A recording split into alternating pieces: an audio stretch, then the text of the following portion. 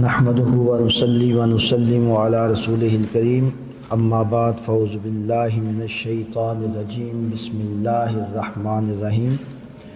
ولتكن منكم أمة يدعون إلى الخير ويأمرون بالمعروف وينهون عن المنكر وأولئك هم المفلحون صدق الله مولانا العلي العظيم وبلغنا رسوله النبي الأمي الكريم ونحن على ذلك من الشاهدين والشاكرين والحمد لله رب العالمين اللهم صل على سيدنا محمد وعلى آل سيدنا ومولانا محمد مبارک وسلم۔ کون کھولے گا زبان، کون کھولے گا زبان، پھر کون بتلائے گا سچ۔ صاحبان علم و حکمت خیر سے جب چپ رہیں اور اپنے شاگردوں کی تربیت خدا را یوں کریں، اپنے شاگردوں کی تربیت خدا را یوں کریں، ان کو ہو معلوم کب ہے بولنا کب چپ رہیں۔ سچ۔ حضرت علامہ مولانا ڈاکٹر محمد نعیم الدین الازہری صاحب زیدہ مجدہ نے یہ سلسلہ شروع کیا ہے اصول خطابت کورس کا، اور یہ وقت کی اہم ترین ضرورت ہے، اور بالخصوص عصر حاضر میں یہاں پر آپ کو طرح طرح کے لوگ سننے کو ملتے ہیں، اور بہت سی ایسی چیزیں جو علماء تک محدود رہنی چاہیے وہ عوام الناس میں زیر بات لائی جاتی ہیں، اور وہ نزاع کا باعث بنتی ہیں، اور پھر باہمی نزاع اور جھگڑا اس قدر زیادہ ہے کہ اپنے اپنے مورچوں سے ایک لفظی گولہ باری کی کیفیت ہے۔ تو ایسے ماحول میں تبلیغ کا اور خطابت کا انداز سمجھنا اور طلباء کو اس کے لیے تیار کرنا بہت ضروری ہے۔ ابھی آپ نے حضرت علامہ مولانا محمد اسلم رضوی صاحب مدرس دارالعلوم محمدیہ غوثیہ بیرا شریف اور خلیفہ مجاز آستانہ عالیہ امیر السالکین بیرا شریف زیدہ مجدہ کا بیان سنا۔ کسی بھی تقریر کی تیاری کے جو ضروری عناصر ہیں اس پر آپ نے ایک جامع گفتگو فرمائی ہے، اور ابتدا سے لے کر آغاز تک تمام پہلوؤں کا بڑی خوبصورتی سے احاطہ کیا ہے، اور یہ بہت اہم اصول ہیں، بنیادی اور مرکزی اصول ہیں جن کی پیروی لازم ہے۔ آپ میں سے بہت سے دوستوں نے یہ نوٹ بھی کیے ہیں، ان کو نوٹ کرنے کے بعد دوبارہ دیکھیں، ملاحظہ کریں، پھر ان کی مشق کریں، اور تقریر تیار کرتے ہوئے ان ہدایات کے اوپر آپ عمل بھی کریں، تو یہ مفید ثابت ہوں گے آپ کے لیے بہت زیادہ۔ تبلیغ کی جو اہمیت ہے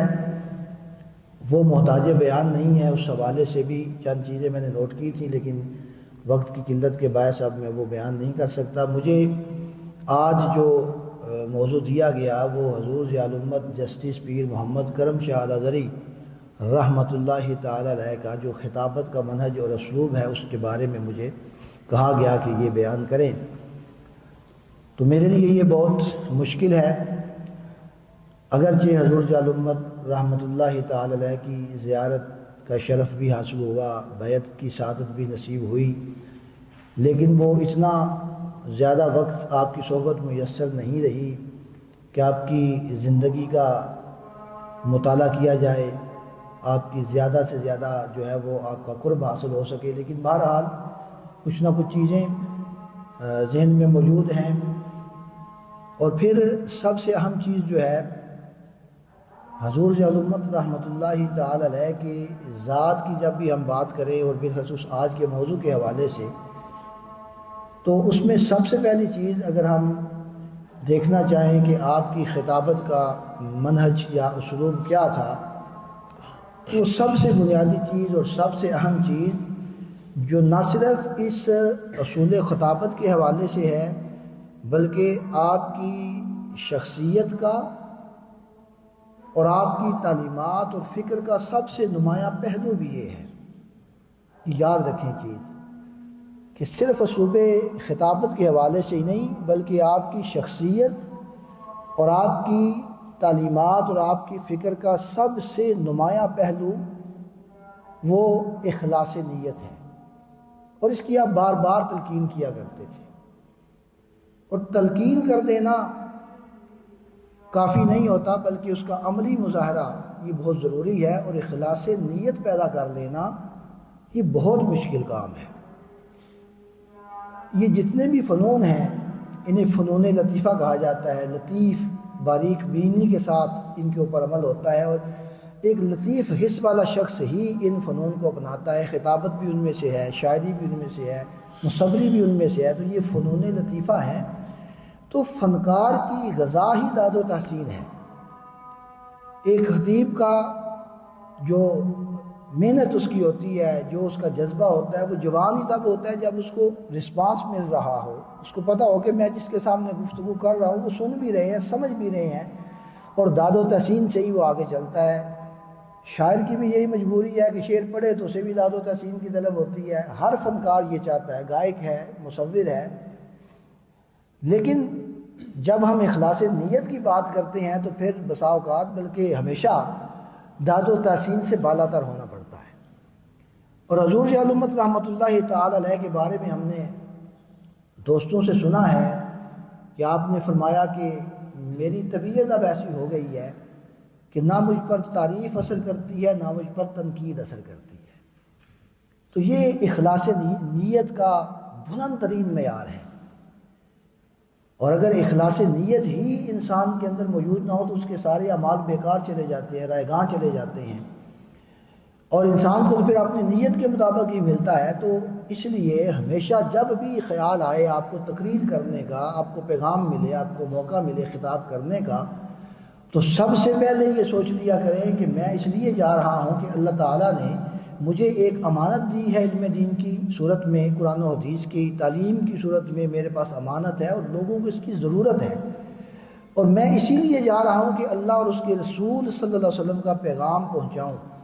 اور کسی قسم کا جو خیال ہے، جو ارادہ ہے، جو نیت ہے، اس کو اپنے قریب نہ پھٹکنے دیں، اور اس کی مسلسل مشق کریں۔ جیسے ہی ذہن میں خیال آئے کہ میں وہاں جا رہا ہوں، وہاں پر میری عزت بڑی ہوگی، نعرے بڑے لگیں گے، پھول کی پتیاں نشاور کی جائیں گی، کھانا بڑا اچھا ملے گا، لوگ واہ واہ کریں گے، اور امداد بھی ہوگی، داد بھی ملے گی، تو اس کو جھٹک دیں اس خیال کو، اور اپنے دل میں یہ پختہ ارادہ کر لیں کہ ان چیزوں کی مجھے کوئی طلب نہیں ہے، اور اس لیے میں نہیں جا رہا، میں صرف اس لیے جا رہا ہوں کہ میں نے اللہ اور اس کے رسول صلی اللہ علیہ وسلم کا پیغام پہنچانا ہے۔ اور وہ کس لیے کہ وہ کسی نے کہا تھا نا کہ گونگوں کو تکلم کے مواقع ہم میسر، ہم ماہر گفتار بڑی دیر سے چپ ہیں۔ وہ بھی صرف اس لیے کہ اگر آپ علم دین حاصل کرنے والے جو طلباء ہیں، جو اپنا علمی سفر طے کر رہے ہیں اور قرآن و سنت کو براہ راست پڑھ رہے ہیں، عربی سیکھ رہے ہیں، گرامر سیکھ رہے ہیں، اور بے شمار علوم جن کو ہم علوم اسلامی عربیہ کہتے ہیں، وہ سیکھ کر قرآن پاک کا اور حدیث پاک کا اور فقہ کا براہ راست فہم حاصل کر رہے ہیں۔ اگر آپ نے نہیں بولنا تو کس نے بولنا ہے؟ تو اس نیت سے جائیں کہ ہم نے اللہ اور اس کے رسول صلی اللہ علیہ وسلم کا صحیح پیغام پہنچانا ہے، اور یہ ہمارا فریضہ ہے اور ہماری ذمہ داری ہے۔ تو اخلاص نیت پیدا کرنے کے لیے بھی یہ ضروری ہے کہ ہم اس چیز کو اپنی ذمہ داری سمجھیں، اپنا فریضہ سمجھیں، نہ تو داد و تحسین کی طلب ہمارے دل میں ہو، نہ کوئی اور خیال ہو۔ یہ ساری چیزیں انسان کے پیچھے بھاگتی ہیں اگر انسان کے اندر اخلاص نیت ہو۔ اور سب سے پہلی چیز یہ ہے کہ جس میدان کے آپ آدمی ہیں اس میدان کے ماہر ہوں۔ اگر آپ کے اندر مہارت موجود ہے، سلیقہ موجود ہے، علم آپ کے سینے میں موجود ہے، انداز بیان اچھا ہے، آپ نے محنت کی ہے، نیت خالص ہے،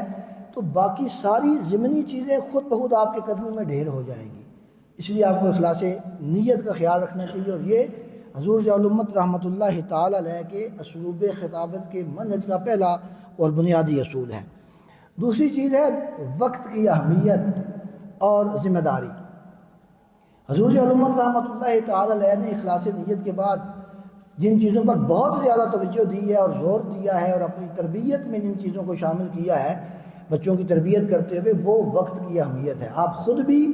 وقت کی اہمیت کا خیال رکھتے تھے اور بچوں کو بھی اس کے بارے میں احساس دلایا کرتے تھے۔ آپ کا غالباً فرمان بھی ہے کہ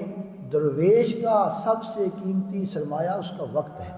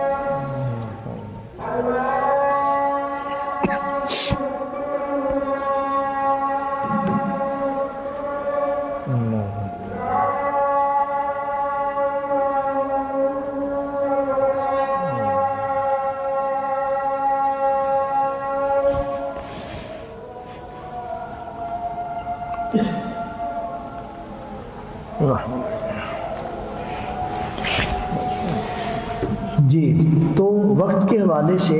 جب ہم بات کرتے ہیں تو اس کو حضور جعل امت رحمۃ اللہ تعالیٰ علیہ کے اسلوب خطابت کے ساتھ جب ہم بیان کریں گے تو میں نے کل خلیفہ مختار صاحب جو کہ خادم خاص ہیں حضور جعل امت رحمۃ اللہ علیہ کے اور بڑی خدمت کا انہیں شرف حاصل ہوا اور خلوت جلوت میں ساتھ رہے اور بہت انہوں نے نعمتیں سمیٹی ہیں، تو میں نے اس حوالے سے ان سے گفتگو کی اور پوچھا کہ حضور جعل امت رحمۃ اللہ علیہ کی تقریر کی تیاری کا کیا طریقہ کار تھا؟ تو انہوں نے فرمایا کہ دیگر کتب کے ساتھ بخاری و مسلم وغیرہ کے ساتھ ترجمان السنہ سے آپ تیاری کیا کرتے تھے تقریر کی، اور پھر جب آپ تقریر تیار کر لیتے تو آپ اپنی لائبریری میں چکر لگایا کرتے اور اس تحریر کو دہراتے اور وقت نوٹ کیا کرتے کہ کتنا وقت لگے گا میرا اس کے اوپر۔ تو آپ نے تقریر کی تیاری بھی اس انداز سے فرمائی ہے کہ اس میں وقت کا خیال رکھا ہے، اور یہ ہم سنتے ہیں اساتذہ سے کہ آپ فرمایا کرتے تھے کہ اگر آپ نے 1 گھنٹہ خطاب کیا ہے اور آپ کے سامعین اگر 100 لوگ ہیں تو گویا آپ نے قوم کا 100 گھنٹہ لیا ہے۔ تو حضور جعل امت رحمۃ اللہ تعالی علیہ کے اسلوب خطابت کا جو منہج، جو آپ کا اسلوب خطابت ہے، اس کا ایک بنیادی نقطہ یہ بھی ہے کہ تقریر کرنا محض ایک فن نہیں ہے، یہ محض ایک خطاب کا بیان نہیں ہے کہ آپ خطاب کا انداز نہیں ہے اور آپ کی واہ واہ کے لیے یہ نہیں ہے، بلکہ یہ ایک ذمہ داری ہے، اور اس میں آپ نے جب لوگوں کا وقت لیا ہے تو ان کا وقت مفید ہو، انہیں پتہ چلے کہ ہم نے جو وقت دیا وہ ہمارے کام آیا، ضائع نہیں ہوا۔ تو خطیب کے لیے یہ ضروری ہے کہ وہ تیاری بھی اس انداز سے کرے، مواد بھی ایسا رکھے اور اس کا ابلاغ بھی اتنا مؤثر اور مفید ہو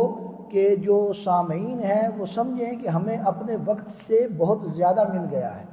گزشتہ دنوں جو ہفتہ تقریبات کے دوران ایک پروگرام ہوا، ہمارا ایک نشست ہوئی جس میں ترجمہ کے عناصر بیان کیے گئے اور اس کے اصول اور ضوابط اور تصنیف و تعریف کے، تو اس میں جو بیانات ہوئے اس سے ہمارے استاد محترم استاد المکرم ملک محمد بستان صاحب زیدہ مجدو اتنے معزوز ہوئے اور فرمانے لگے کہ آج کی نشست کا ایک لمحہ بھی ضائع نہیں ہوگا۔ تو آپ کا بیان بھی اتنا مؤثر ہونا چاہیے، اتنا شاندار ہونا چاہیے، اتنا خوبصورت اور پرمغز ہونا چاہیے کہ سامعین کو آپ ان کے جو کشکول ہے اس کو بھر دیں، جو ان کی دلچسپی کی چیزیں ان کو مل جائیں، جو ان کی تشنگی ہے وہ دور ہو جائے، تو وقت کی اہمیت اور آپ کے جو ہے جو آپ مواد پیش کر رہے ہیں اس کا مستند ہونا اور مؤثر ہونا، یہ بھی اسلوب خطابت کا ایک منہج ہے۔ اور تیاری کے بارے میں میں پہلے عرض کیا کہ ترجمان السنہ اور دیگر کتب جو ہیں وہ آپ اپنے پیش نظر رکھا کرتے تھے، اپنے زیر مطالعہ رکھا کرتے تھے۔ اور آج کے اس دور میں یہ بات یاد رکھ لیں، آج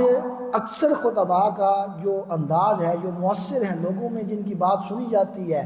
ہاں وہ سچے ہیں ہاں وہ جھوٹے ہیں، اس کو چھوڑ دیں اس بات کو، لیکن جو لوگوں پر اثر انداز ہوتے ہیں اور ڈائریکٹ لوگوں کے ذہن اور دل پر قبضہ کرتے ہیں، وہ لوگ ہیں جو ڈائریکٹ قرآن و حدیث بیان کرنے والے ہیں۔ ہم چونکہ مقلد بھی ہیں اور ہمارا سلسلہ طریقت بھی ہے، اور اس تقلید میں اور اس تصوف و طریقت میں قرآن و سنت کو چھوڑا نہیں جاتا، بلکہ قرآن و سنت کے ایک اجتماعی پیغام کا جو نچوڑ ہوتا ہے وہ بیان کیا جاتا ہے۔ مثلا اگر ہم فقہ حنفی پڑھتے ہیں تو فقہ حنفی میں ہم ایک نتیجہ لیتے ہیں اور ہم کہتے ہیں نور النظام میں یہ ہے، یا ہدایہ میں یہ ہے، یا کنز میں یہ ہے، یا ہم اپنی کتب فقہ حنفی جو ہیں ان سے ہم دلیل دے دیتے ہیں، تو وہ کہتے ہیں جی ہم حدیث بیان کر رہے ہیں تو آپ امام ابو حنیفہ کا قول یا فلاں کا قول بیان کر رہے ہیں۔ وہ قول ہم بیان نہیں کر رہے ہوتے، بلکہ وہ پورے قرآن و حدیث کا ایک نچوڑ ہوتا ہے کہ احناف نے قرآن سے بھی مسئلہ تلاش کیا، حدیث بھی دونوں طرح کی دیکھی کہ ایک موضوع پر ہمیں دو طرح کی حدیث مل رہی ہیں، صحابہ کرام کے دو طرح کے اقوال مل رہے ہیں، تو ان کا جو نتیجہ نکالا ہے وہ ہمیں فقہ کی کتابوں میں ملتا ہے۔ تو اس بات کی سمجھ ہمیں تو ہے، لیکن سامعین کو اس بات کی سمجھ نہیں ہے کہ یہ کتنا نچوڑ نکال کر انہوں نے خلاصہ بیان کی، اور اس کے پیچھے کتنا اجتہاد ہے اور کتنی محنت ہے، اور قرآن و سنت پر کس قدر گہرا مطالعہ ہے احناف کا۔ تو اس لیے جہاں آپ تیاری کریں دیگر اقوال سے، تفاسیر سے، دیگر چیزوں سے، وہاں پر آپ اپنے تقریر کی بنیاد قرآن و سنت کو بنائیں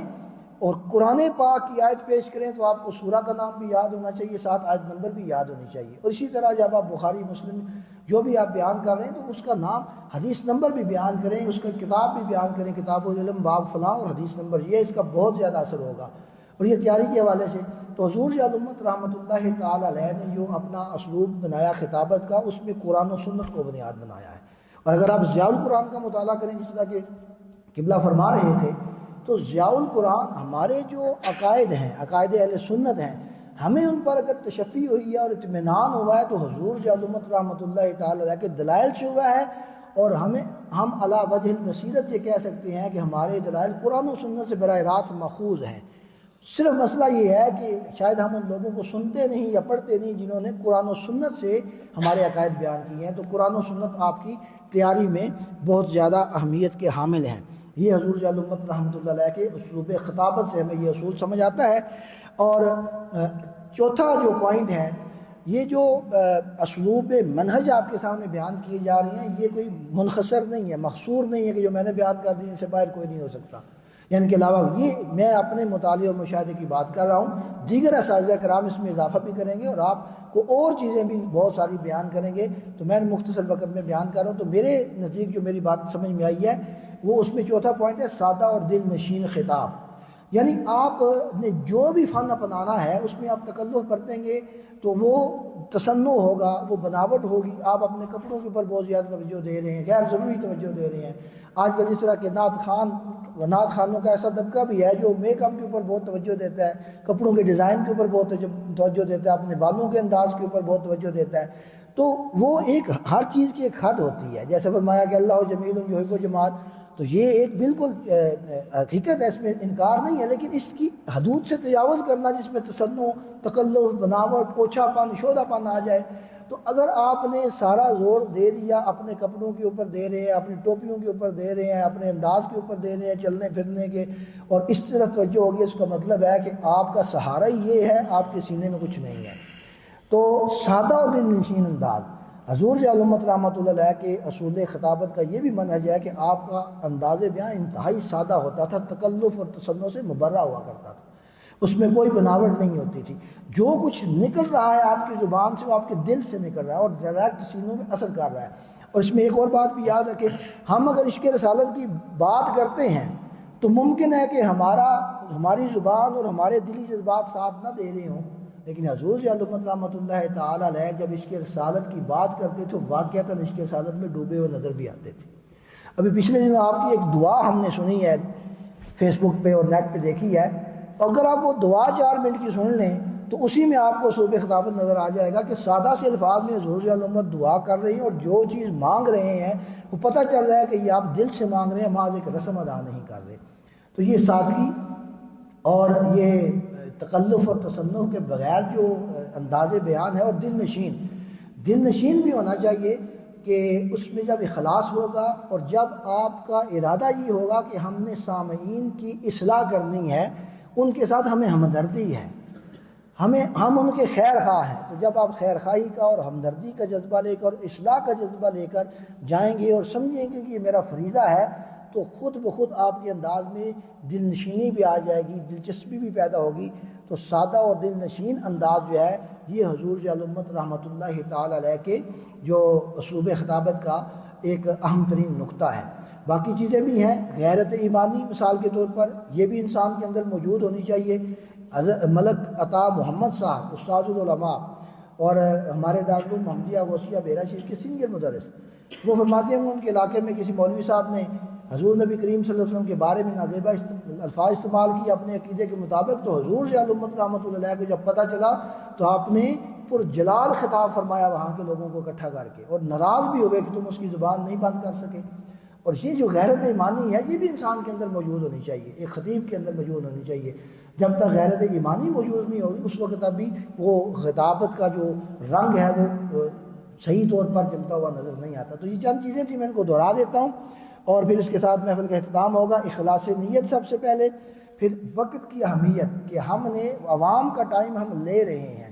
اپنا ٹائم تو نہیں دے رہے ہیں لیکن عوام کا بھی ٹائم لے رہے ہیں، اس کو مؤثر بنانا ہے، مفید بنانا ہے۔ پھر تیاری آپ نے کیسے کرنی ہے، اس کے اوپر انشاءاللہ اگلی نشستوں میں بھی بات ہوگی۔ اگلا موضوع جو میرا وہ مبتدی طلباء کے لیے تیاری، اس پہ بھی کچھ بات کریں گے، اور سادہ اور دل نشین بیان اور غیرت ایمانی، یہ چیزیں جو میرے ذہن میں آئی تھیں میں نے اپنے فہم کے مطابق بیان کر دی ہیں۔ باقی اساتذہ کرام آپ کو مزید اس کے اوپر رہنمائی فرمائیں گے۔ اللہ پاک ہمیں عمل کی توفیق عطا فرمائے۔ واخر دعوانا الحمدللہ رب العالمین۔